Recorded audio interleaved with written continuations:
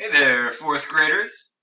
Tonight's mini lesson is on multiplying a two-digit number by another two-digit number with an area model. So please pause here, write your title at the top of your next page, and then put your pencil in your notebook to mark your place, and unpause when you're ready to think and concentrate on the I do.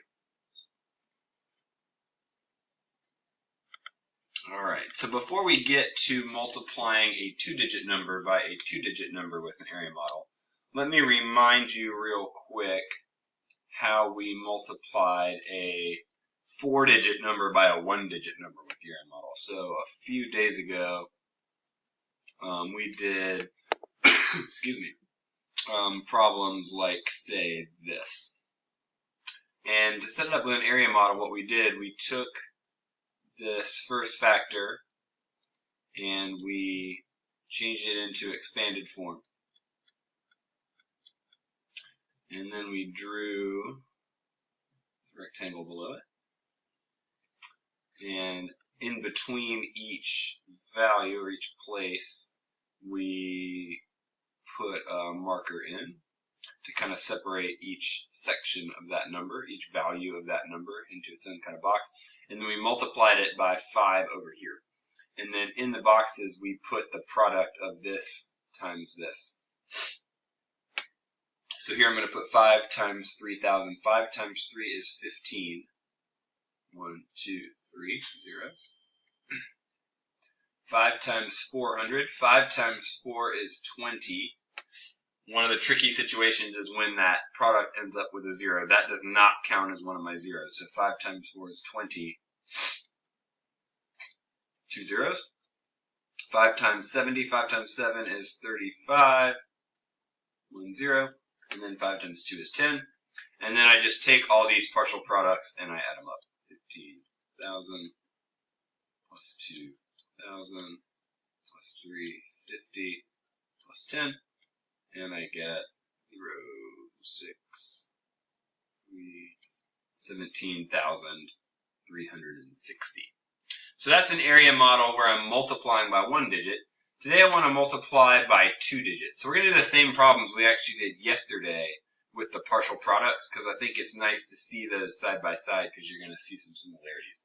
So actually less of the work from yesterday. We did this problem. A landscaper gets paid $72 for yard he mows for the whole growing season, which is 28 weeks. How much money does he make?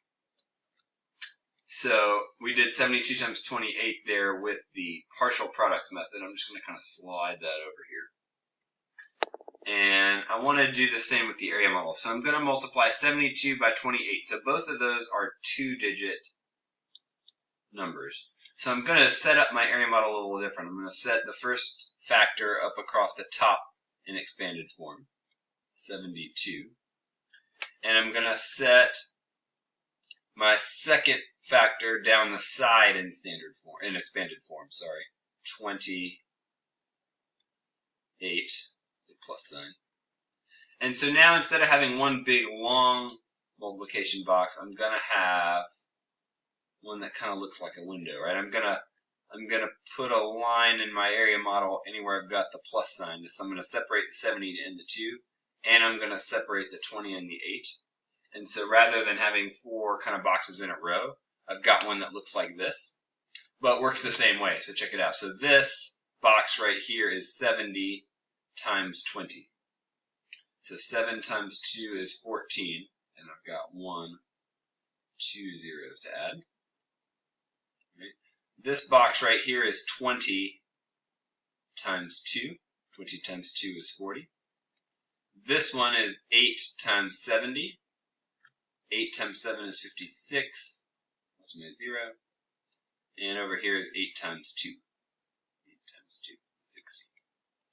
And if you check it out, look what happened here. I got 1,400, 1,400, 40, 40, 560, 560, 16, 16. So all this does is it organizes my partial products in a different way. I end up doing all the same thing.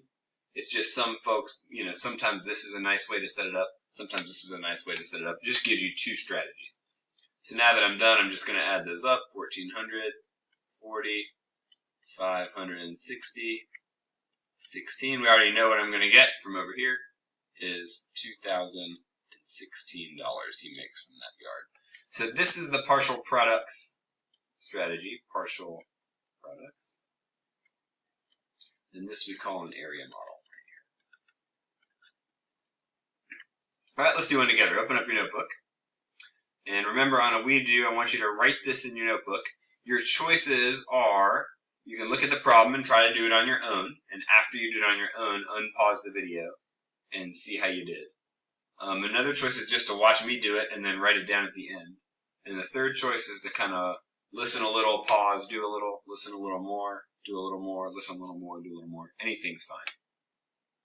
So I left this problem here. We did this 29 fourth graders all bring in a dozen, which was 12 donuts for Volunteer Appreciation Week.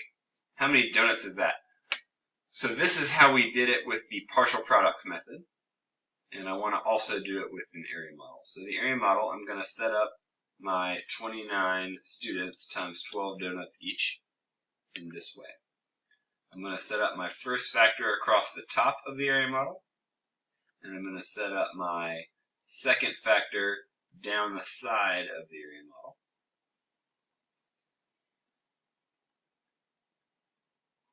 And away we go.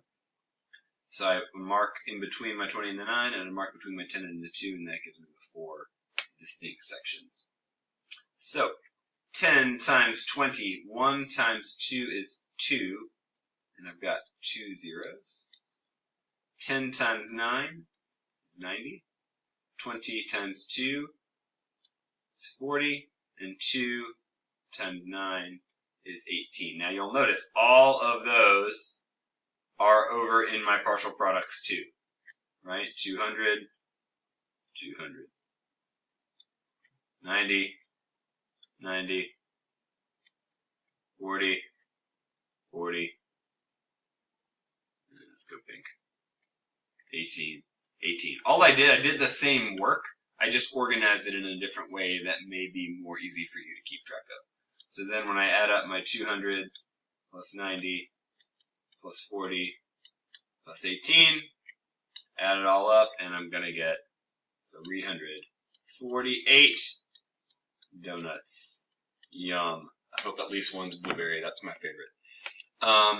That's it, guys. That's the area model for 2x2 multiplication. Tomorrow, for your U-Dos, I'll give you a little preview. We're going to do the same U-Dos you did yesterday with, but yesterday, I can't show them to you. It doesn't want to pop up. Yesterday you did these two questions with partial products method. Today I'm going to ask that you specifically do them with an area model to make sure you've got that skill. All right, that's it, guys. Have a great night, and I will see you tomorrow.